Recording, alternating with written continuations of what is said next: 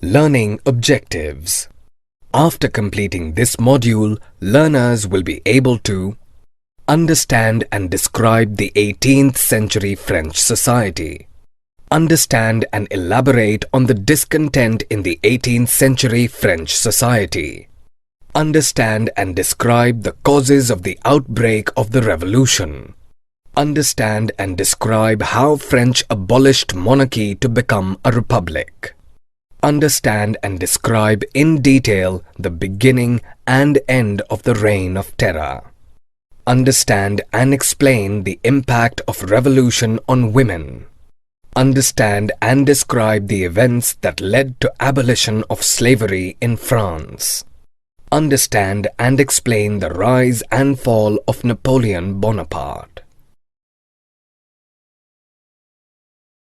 The French society in the late 18th century. In 1774, the 20-year-old Louis XVI of the Bourbon family of kings, married to Austrian Princess Marie Antoinette, ascended the throne of France. He was greeted by an empty treasury. Long years of war had mounted the debts to more than 2 billion livres, currency of France, which was discontinued in 1794. To meet the regular expenses of maintaining the army, the court, the government offices and universities, King Louis XVI was compelled to increase the taxes. The 18th century French society was divided into 3 estates. The first estate comprised of clergy who undertook special services in the church. The second estate comprised of the nobility. Nobility was inherited by birth. The third estate was further divided into 3 categories. The first category of big businessmen, merchants, court officials, etc. was relatively affluent. The second category of peasants and artisans had little money. The third category of landless peasants, laborers and servants was the poorest of all. The first and second estate enjoyed many privileges, including exemption from taxes. Only the third estate paid taxes. The church collected taxes called the tithe from the peasants. Daily, a kind of direct tax, and a number of other indirect taxes were paid by all members of the third estate. The society of estates evolved under the feudal system that prevailed in the Middle Ages. Causes of discontent in the 18th century French society. Struggle to survive.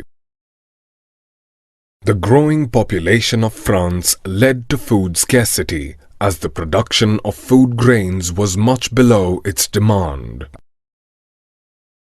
The price of bread, the staple food of the majority, rose steeply.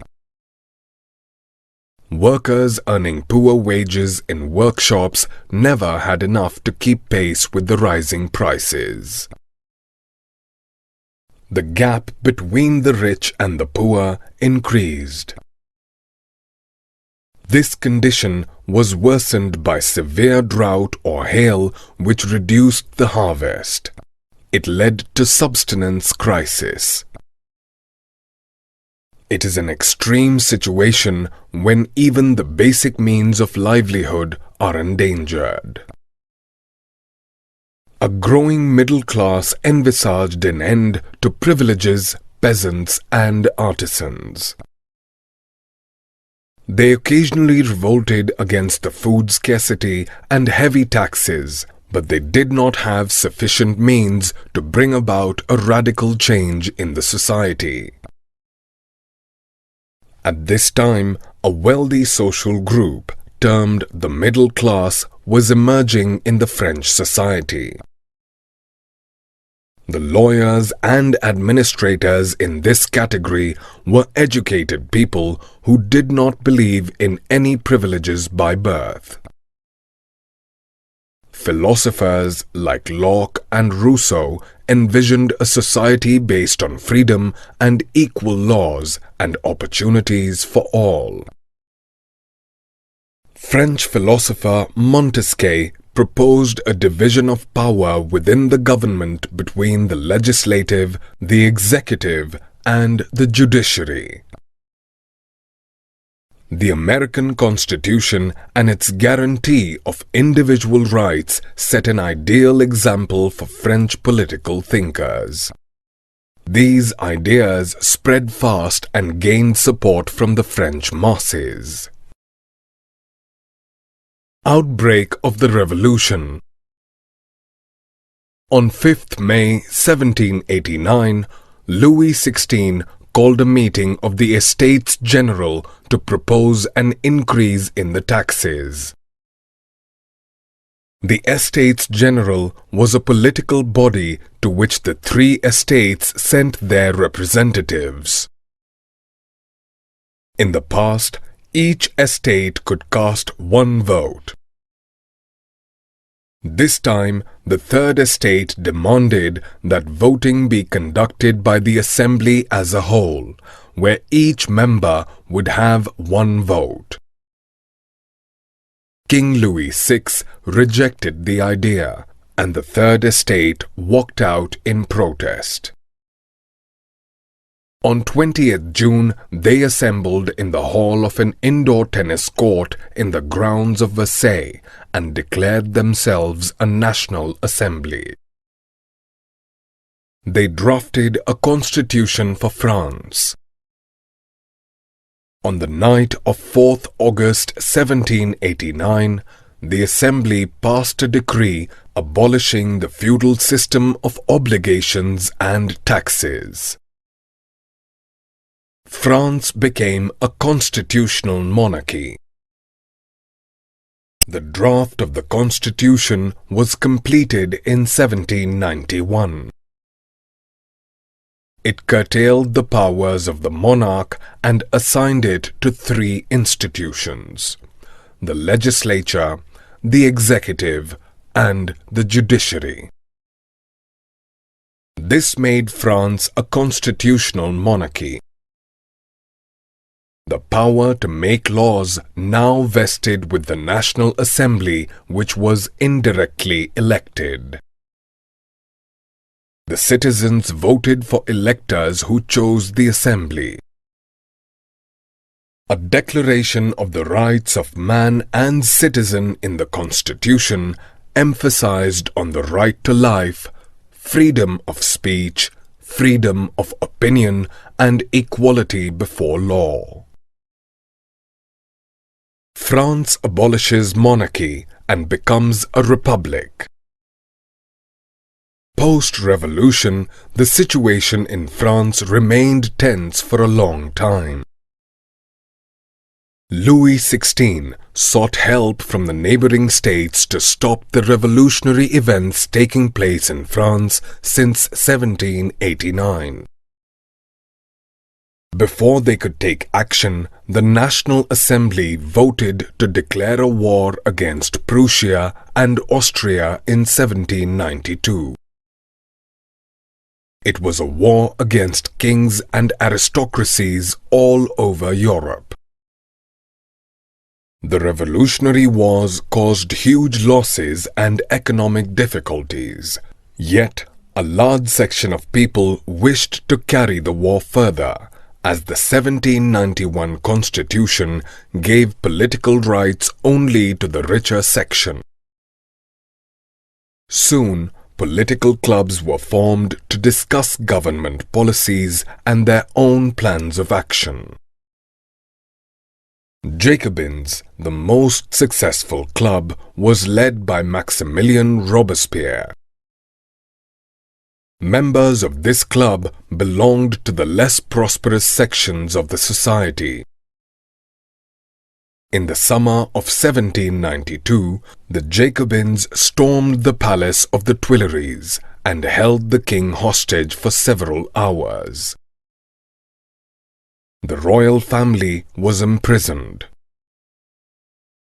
Elections held soon after gave voting rights to all individuals above the age of 21, regardless of wealth. The newly elected assembly was called the Convention. On 21 September 1792, it abolished monarchy and declared France a republic. Louis XVI was sentenced to death by a court and executed publicly at the Place de la Concorde on 21 January 1793. The Queen, Marie Antoinette too, was executed shortly after. The Reign of Terror.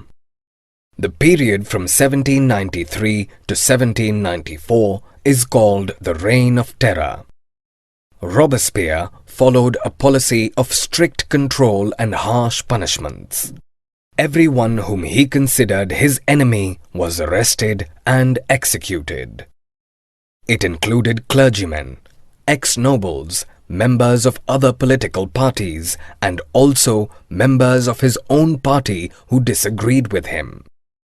Robespierre's government placed a maximum ceiling on wages and prices. Meat and bread were rationed. Peasants were forced to sell their grains in cities at prices fixed by the government. Citizens were forced to eat equality bread made of whole wheat flour. The costlier white flour bread was forbidden. The traditional address of Monsieur for men and Madame for women was replaced by citoyen and citoyenne, meaning citizen. The buildings of churches were converted into barracks or offices. Robespierre followed his policies so ruthlessly that even his own supporters went against him and demanded moderation. In July 1794, he was convicted, arrested, and sent to guillotine. A Directory rules France. After the fall of the Jacobin government, the power was seized by the wealthier middle class. It introduced a new constitution which denied voting rights to the non-propertied persons. It provided for 2 legislative councils, which appointed an executive committee of 5 members called the Directory. This arrangement attempted to prevent concentration of power in one man. The Directory often clashed with the councils. It led to political stability, which eventually gave way to military dictator Napoleon Bonaparte. Did women have a revolution? Women had participated actively in the revolutionary events of France. Yet, no measures were taken to improve their lot. The Third Estate women had to work hard as laundresses, fruits, vegetables, and flower sellers, or work as domestic servant. They were deprived of education. Only daughters of the prosperous members of the Third Estate could study at convents, after which they were married off against their will. Women were paid wages lower than men. To get their due position in the society, women started their own clubs. The most famous of them was the Society of Revolutionary and Republican Women. They were disappointed that the 1791 revolution relegated them to the status of passive citizens. They demanded the right to vote, to be elected to the assembly, and to hold political office. In the initial years, the revolutionary government did open schools for women and made schooling compulsory. Girls could not be married off without their consent. Marriage was made a contract which could be entered into and registered under the civil law. Women too could apply for divorce. Women could get training for jobs, work as artists, or run a business. Important women activists were arrested and a number of them executed. After a long struggle of 200 years, French women were finally granted the right to vote in 1946. Abolition of slavery. Martinique, Guadeloupe, and San Domingo, the three colonies in the Caribbean, had huge plantations of tobacco, coffee, indigo, and sugar. But the Europeans were not willing to work in distant and unfamiliar lands. It created a shortage of labor on the plantations. This shortage was met by a triangular slave trade between Europe, Africa, and the Americas. The slave trade had its origins in the 17th century. The French merchants bought slaves from African chieftains, packed them tightly into ships to sail across the Atlantic to reach the Caribbean. It was a 3-month-long voyage. There, they were sold to plantation owners to fill in the shortage of labor. Port cities like Bordeaux and Nantes prospered due to the exploitive slave trade. There was almost no criticism of slave trade in the 18th century France. The National Assembly did discuss the idea of extending the rights of man to all French subjects, including those in the colonies. But it feared opposition from businessmen who depended heavily on slave trade for their incomes. In 1794, the Convention, then under the control of Jacobin, abolished slavery. Unfortunately, 10 years later, Napoleon Bonaparte reintroduced it. Slavery was finally abolished in all French colonies in 1848. The Revolution and Everyday Life. The years following 1789 saw many changes in the lives of men, women, and children in France. The revolutionary government passed many laws to bring the ideals of liberty and equality into practice. One of the most important of these laws was abolition of censorship. It came into effect immediately after the storming of the Bastille in 1789. Prior to this, all literature and cultural activities required the approval of the king. The Declaration of the Rights of Man and Citizen proclaimed freedom of speech and expression to be a natural right. Soon, literature in the form of newspapers, pamphlets, books, and printed pictures spread countrywide. Cultural activities like plays, songs, etc. caught attention of the masses. It helped them identify with the ideas of liberty and justice. Abolition of slavery. In 1804, Napoleon Bonaparte crowned himself Emperor of France. Napoleon saw himself as the modernizer of Europe. He conquered neighboring countries, disposed dynasties, and created kingdoms to place members of his family. Though seen as a liberator initially, the opinion soon changed and he was viewed as an invading force. Yet, some of his reforms had a lasting impact on Europe. He was defeated at Waterloo in 1815. The ideas of liberty and democratic rights were the most important contribution of the French Revolution. Under its influence, feudal system came to an end in many parts of Europe. Colonized people worked towards formation of sovereign nation-states. Summary.